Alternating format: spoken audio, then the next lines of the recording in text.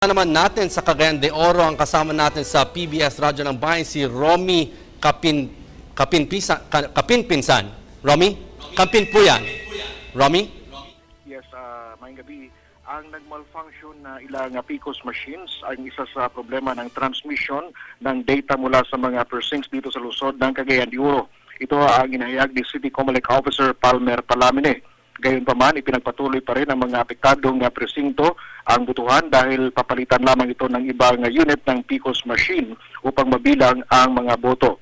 Sa ngayon ay nagpapatuloy pa rin ang canvassing dito sa Sangguniang Paglungsod at tungkol naman sa nag-antabay kung sino ang nangunguna sa labanan sa pag-alkalde dito sa lungsod ng Cagayan de Oro ay hindi pa natin maibigay kung sino ang laman dahil may mga areas na leading si kasalukuyang Governor Oscar Moreno laban kay Mayor Vicente Imano. Ang Board of Canvassers ay kinabibilangan ng mga sumusunod.